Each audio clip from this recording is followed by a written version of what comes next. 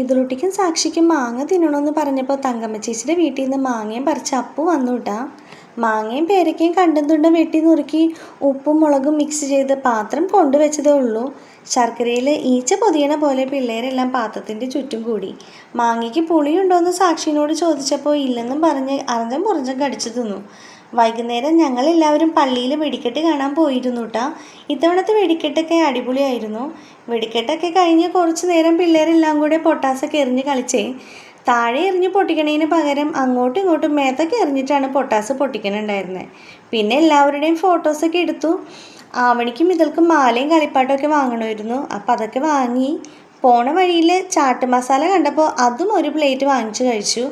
എന്നിട്ട് അടുത്തുള്ള പൊരിക്കടയിൽ ഉഴുന്നുവടയും അലുവയും ഒക്കെ വാങ്ങാനായിട്ട് കയറി. അവിടെ എൻ്റെ ഫേവറേറ്റ് തേൻമിഠായി ഉണ്ടായിരുന്നു. അപ്പം അതും എനിക്കൊരു പാക്കറ്റ് ആൻറ്റി വാങ്ങിച്ചു തന്നു. അപ്പം ഇന്ന് അത്രയേ ഉള്ളൂ. Tata bye bye.